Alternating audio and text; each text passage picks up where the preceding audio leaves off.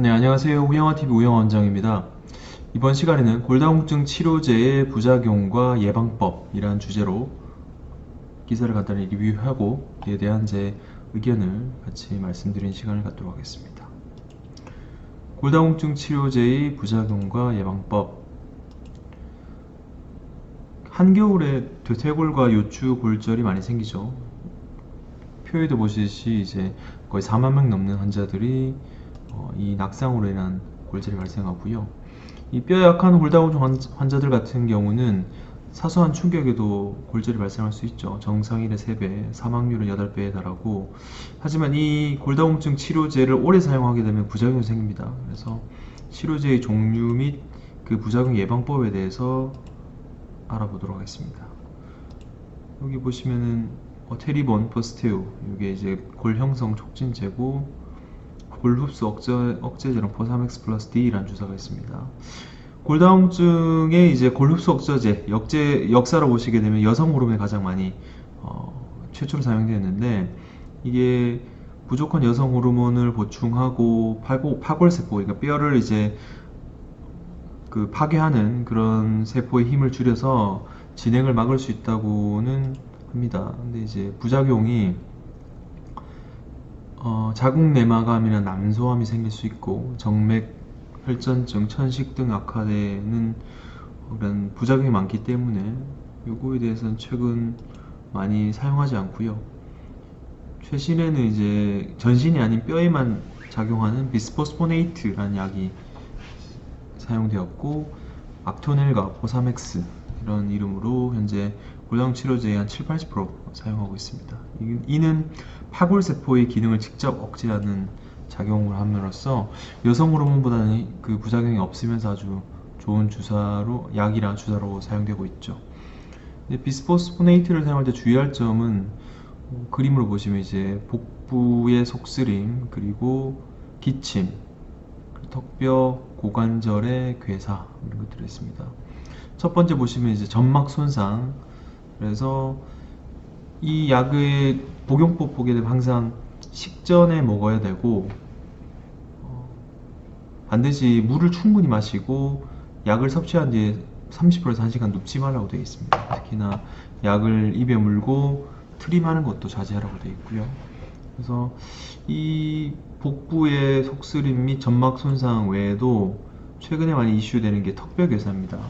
그래서 뼈가 이제 흡수와 재생을 반복해서 튼튼해져야 되는데, 이 비스포스포네이트를 장기간 사용하게 되면은 뼈 흡수가 억제되고 결국 뼈가 형성되는 것까지 방해한다고 합니다. 그래서 우리가 음식을 먹거나 말을 할 때 가장 많이 사용하는 턱뼈가 다른 뼈보다는 흡수 재생 과정이 아주 활발한데, 이 비스포스포네이트를 장기간 쓰게 되면은 이 영향을 받아서 괴사될 가능성이 높다고 하죠.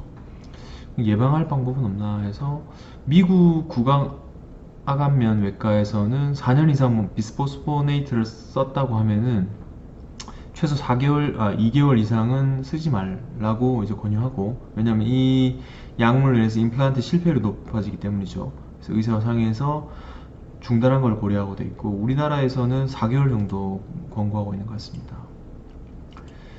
정형외과에서는 이 스트레스를 자주 받는 허벅지 뼈도 비스포스포네이트의 영향을 받기 때문에 장기간 먹는 환자들이 자꾸 고관절이 아프고 허벅지가 아프게 되면 허리, 골반 자체의 문제도 같이 동반될 수 있지만, 허벅지 엑스레이 촬영해가지고 미세골절 가능성도 확인해보는 게 좋을 것 같습니다. 골다공 치료제의 종류와 부작용, 흡수 억제제는 그래서 물을 충분히 마시고 바로 눕지 않고, 치과 치료 전에는 의사에게 알리고, 형성 촉진제는 어지럼증 등이 있기 때문에 안전한 장소에서 주사를 놓는 걸 권유하고 있습니다. 그래서 제가 저번 영상에도 말씀드렸듯이 저는 이제 포스테오와 프롤리아를 많이 사용하는데, 여기서 골 형성 촉진제는 주로 포스테오죠. 테리본은 남자에게 사용할 수 없기 때문에 좀 더 사용이 쉬운 포스테오를 사용하고 있고, 하지만 이도 복부에 주사해야 되고 6개월 시 180만원 정도, 한 달에 한 30만원 이상 되는 거죠. 그래서 금액적인 부담이 있고, 주사 후에 근육통, 현기증, 어지럼증 등이 발생할 수 있으니까 가급적 사용하더라도 안전한 장소에 사용하는 것을 권고하고 있습니다. 약 외에 이제 약물로 칼슘과 비타민 D에 더 알아보도록 하겠는데요. 이게 식생활 습관 개선이 가장 중요하죠. 그래서 칼슘과 비타민 D를 많이 섭취하게 되면은 이런 골다공증에 대해서 극복할 수 있는 계기가 마련되고요.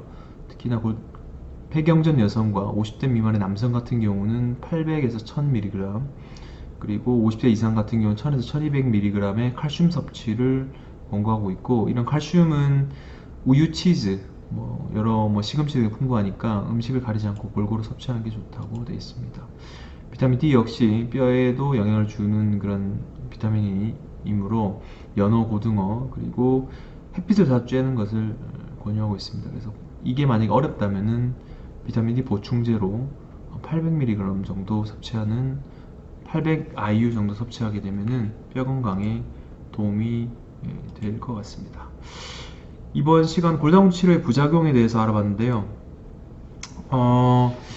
이게 알고 들어가게 되면은 부작용도 많고, 하지만 잘 알고 잘 사용한다면은 뼈 건강을 지킬 수 있을 것 같으니까 여러분들도 전문의와 분명히 상의해가지고 이런 골다공증에 대한 진단 및 치료, 그리고 예방, 이런 것들을 체계적으로 수립해 나가길 바라겠습니다. 이번 영상은 여기까지고요.